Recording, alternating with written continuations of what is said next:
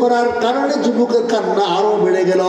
যুবক এবার কান্না করতে করতে বলে, ইয়া রাসূলুল্লাহ, আমি জীবনে এমন অপরাধ করেছি, মনে হয় না আল্লাহর জমিনে আমার মতো এমন অপরাধ আর কেউ করে নাই। রাসূল বললেন, বলো তোমার কি কেমন গুনাহ করলা? আল্লাহ শরাকতা বিল্লাহ, তুমি কি আল্লাহর সাথে কাউকে শরীক করছো কিনা? যুবক বলতেছে, না। হাল কতালতা নাফসান, তুমি কাউকে হত্যা করেছো? না না ইয়া রাসূলুল্লাহ, আমি কাউকে হত্যা করি নাই, কাউকে আমি আল্লাহর সাথে শরীক করি নাই। রাসূল বললেন, তাহলে তুমি কোন এমন গুনাহ করছো? তোমার গুনাহ কি আমার আল্লাহর রহমতের চেয়ে বড় কিনা? যুবক বলতেছে, ইয়া রাসূলুল্লাহ, আমার গুনাহ আল্লাহর রহমতের চেয়ে বড়। রাসূল বললেন, তোমার গুনাহ কি আমার আল্লাহর আরশের চেয়ে বড় কিনা? যুবক বলতেছে, ইয়া রাসূলুল্লাহ, আমার গুনাহ আল্লাহর আরশের চেয়ে বড়। রাসূল বললেন, বলো তাহলে তোমার গুনাহটা কি আমাকে শোনাও।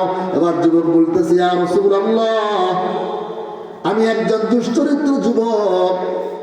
আমার কাজ হলো এলাকার মধ্যে কোনো মানুষ মারা গেলে আমি রাতের বেলায় কবরটা খনন করে ওই কবর থেকে আমি কাফনের কাপড়গুলা উঠাইয়া আমি নতুন কাফনের কাপড়গুলা আমি বাজারে নিয়ে বিক্রি করি। ইয়া রাসূলুল্লাহ, ইয়া হাবিবাল্লাহ, গত কয়েকদিন আগে, কিছুদিন আগে মদিনার এক আনসারী সুন্দরী যুবতী নারীর ইন্তেকাল হয়েছিল। আমি রাতের বেলায় তার কবর খনন করে তার কবর থেকে আমি যখন কাফনের কাপড় নিয়ে একে একে 5টা কাপড় খুলে আমি যখন উঠে আসতেছিলাম, ওই সময় আমার নফস আমাকে বলতেছিল, এরে যুবক, তুই কি শুধুই কাফনের কাপড় নিয়ে ক্ষান্ত থাকবি কিনা? হাতের টর্চটা একটু মেরে দেখ না, কবরের মধ্যে কি পরিমাণ সুন্দরী রূপসী শুয়ে রয়েছে। ইয়া রাসূলুল্লাহ, আমি আর আমার নফসকে দমন করতে পারলাম না। আমি কবরের দিকে তাকাইয়া ওই সুন্দরী রূপসীকে দেখে, ইয়া রাসূলুল্লাহ, আমি আমার নফসের খায়সাতের তাড়নায় ওই মৃত যুবতীর সাথে আমি জিনায় লিপ্ত হয়ে গেলাম। ইয়া রাসূলুল্লাহ, আমি যখন জিনা করে আমার খারাপ কাজ করে যখন চলে আসতেছিলাম, আল্লাহু আকবার, কেমন যেন ওই মেয়েটার জবান খুলে গেল।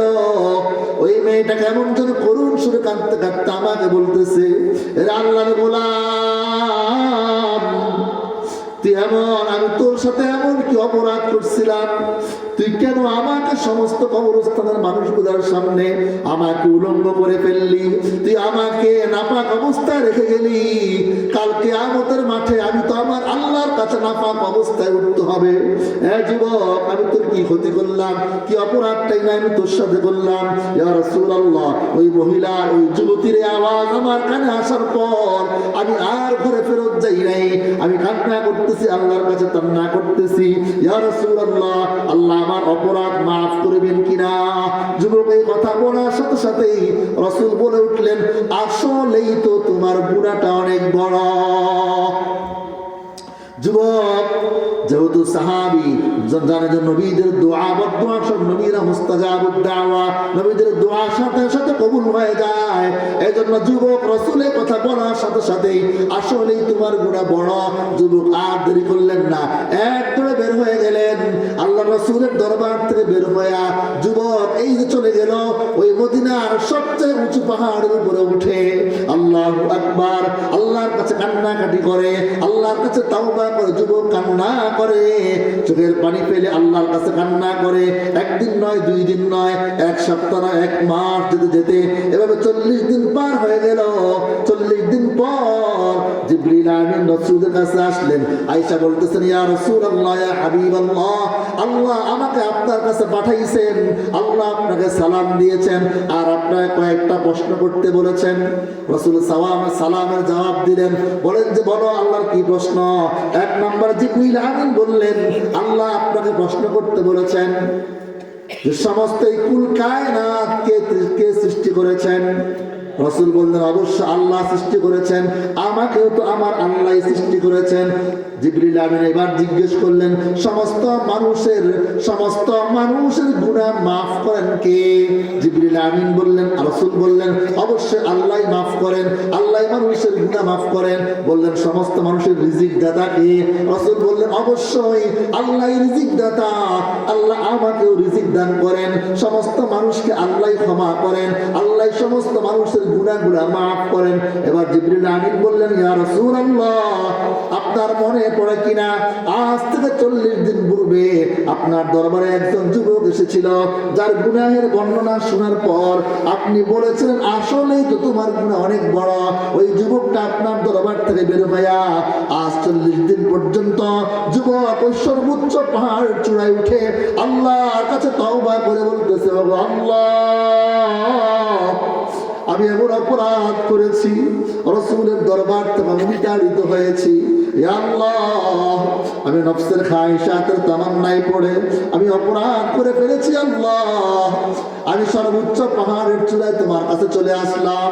যদি আরো উপরে উঠতে পারতাম, আরো উপরে উঠতাম তোমার কাছে ক্ষমার জন্য। আমি আজ 40 দিন পর্যন্ত খামারও খাই না।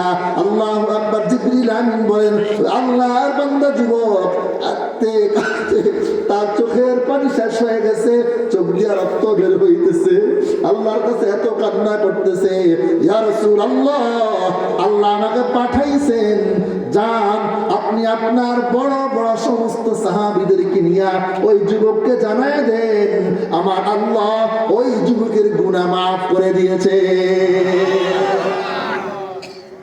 তওবা করলে গুনাহ মাফ করেন কে?